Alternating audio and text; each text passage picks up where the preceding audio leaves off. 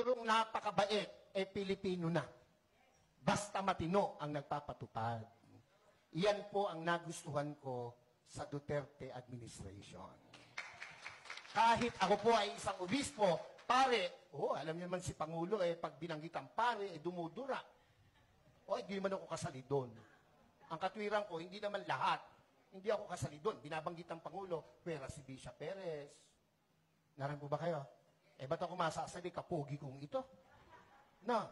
Biro lang po, pero yun po ang totoo. Noong ako po'y nag-aaral, paborito ko pong guro, may katapangan. Nakikinig lahat ng kaklase ko. Pag ang guro ay napakabait, naglalaro yung mga klase ko.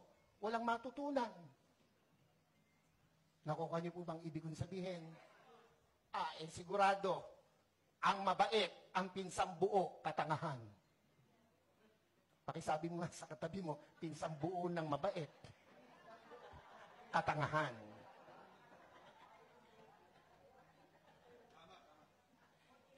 Ako po ay isang professor din by profession.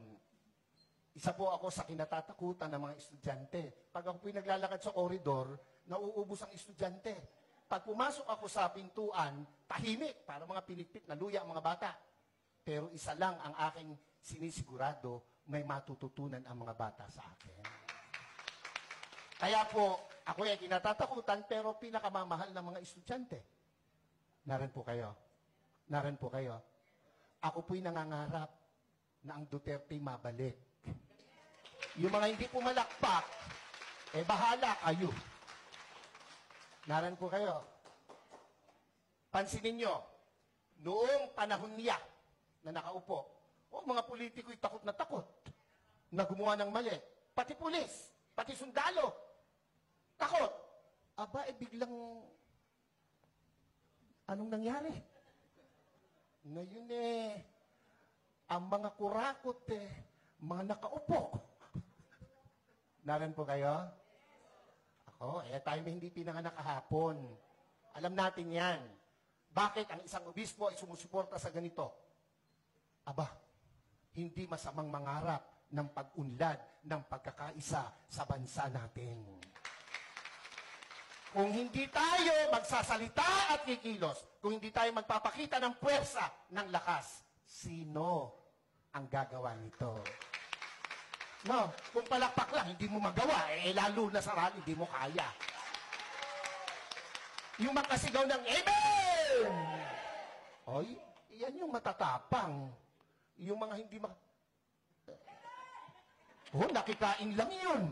Yung mga ganon, kumain lang yun ng kanin at ulam kanina. Nakalimutan na. Dapat, ito ang tandaan nyo. Ang buhay natin, minsan lang. Pakisabi mo sa katabi mo, mamamatay ka rin. Sabi mo, malapit na. Pero, bago mamatay, napakagandang nagparinig ka, nagparamdam ka para sa bayan. Yun ang pinakamahalaga sa lahat. Amen po? Ako po hindi takot, makulong, mabugbog, basta't iparamdam mo yung gusto mong iparamdam. Babae, gusto mo, maganda, mayaman, sexy! Gusto mo. Sa tuwing nakikita mo, nagpupunta ka ng kubeta. Hanggang kubeta ka na lang. Hindi ka magtatapat, hindi ka magpaparamdam. Pag dumaan na ganon, simulan mo sa kindat. Simulan mo sa dila. Hanggang sabihin mo, crush kita. Hindi ka man tanggapin, at least nagparamdam ka. Mga Bulakenyos, mga kasama kong taga-Caloocan, Zambales, Pampanga, hindi masama na suportahan natin itong rallying to. Yung iba na pe-pressure ng kung sino, natural lang yon. Ang nami-pressure sa kanila, siguro nasa taas. Dahil kung nasa baba, hindi nila papansinin. Pero, tayong malaya, huwag tayong pa-pressure kahit kanino. Minsan lang ang buhay natin. No, sabi mo sa katabi mo, mamamatay ka rin. Sabi mo, mamaya lang. Huwag.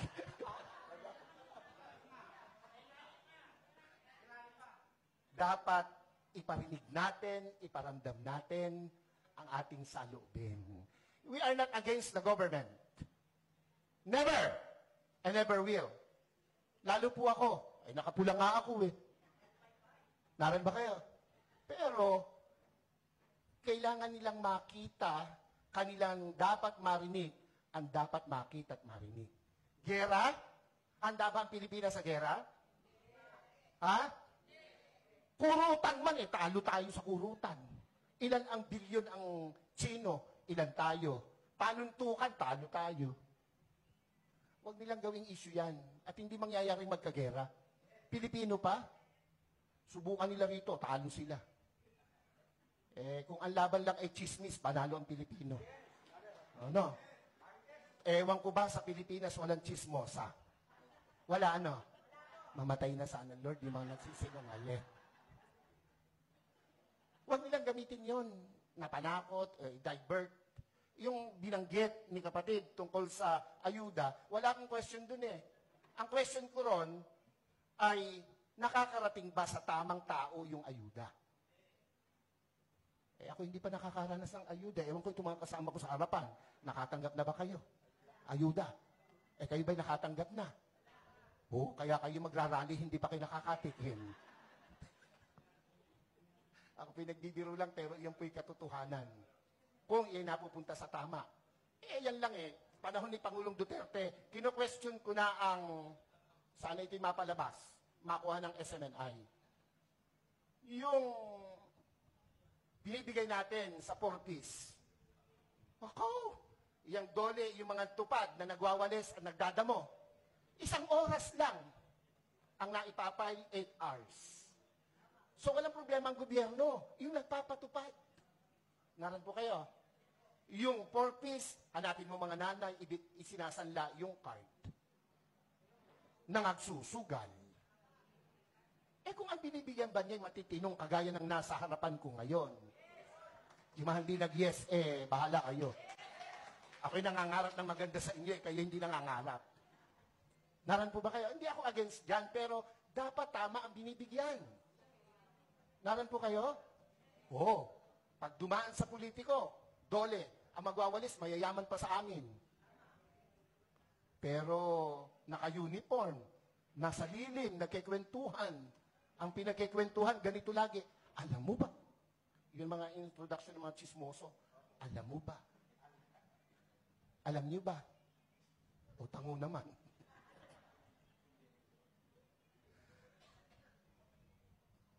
Ang akin po na tinatayuan dito sa Mayuso, ito yung panahon, lalo na mga taga Luzon, first rally na gaganapin dito sa Luzon. Ito po, sa 28. Hindi tayo papayag na hindi natin iparinig, iparamdam, ipakita ang dapat nating ipakita sa bayang Pilipinas na ating minamahal. Ako po, kung matetreten sila sa pagtakbo ng mga Duterte, matreten sila. Bakit? Matitino yung Duterte. Yung mga hindi tumatango, makita mo, yung mga palabas lang yun ng mga kalaban natin. Yung mga tumatango, yan ay mga Duterte. Yung mga nag-yes na gano'n, nabusog yung kanina. Ako po, kahit obispo, nung panahong iyan ay lumalaban, ako po'y kasakasama.